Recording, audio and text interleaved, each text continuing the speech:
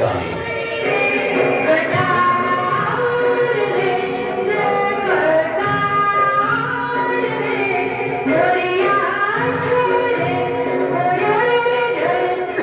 রাতের জোছনায় গায়ে মেখে শীষ মোহর হয়ে ওঠে।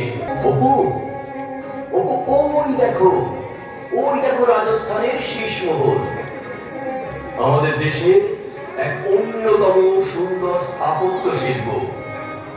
এটাই শীষমহল? কি সুন্দর! বাবা, শীষমহল কে বানিয়েছে?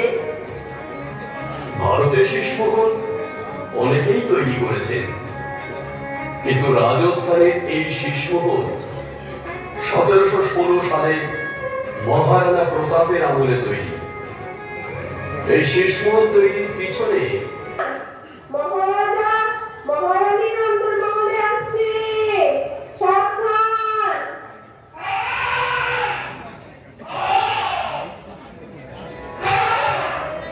কি ব্যাপার মহারানী আসবার, তুমি নাকি আমার উপর অভিমান করেছ?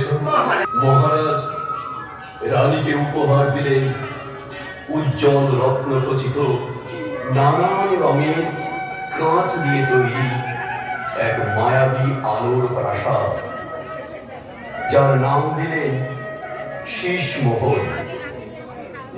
আজ উদয়পুরের বাতাসে কান পাতলে ভেসে আসে ভালোবাসার সঙ্গীত।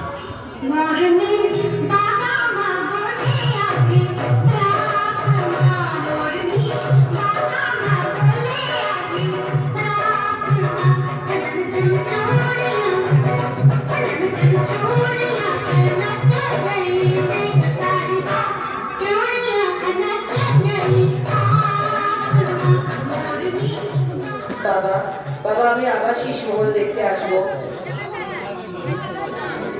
কিন্তু স্কুল খুলে গেছে বাবা, এবার মন দিয়ে পড়াশোনা করতে হবে তো। মা সরস্বতী দেখতে পাচ্ছি আমি এখান থেকে। পুষ্পাঞ্জলি দেওয়ার সময় মন দিয়ে প্রার্থনা করেছো তো?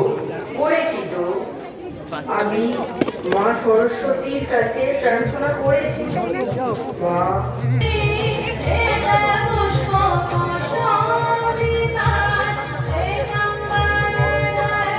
আমি আশীর্বাদ করছি তোদের চৈতন্য হোক, তোরা স্বামী বিবেকানন্দের স্বদেশ মন্ত্রে দীক্ষিত হ, তোদের দুর্বলতা কাপুরুষতা দূর কর, তোরা বিদ্যা অর্জন কর, প্রকৃত জ্ঞান অর্জন কর, তোরা প্রকৃত মানুষ হও।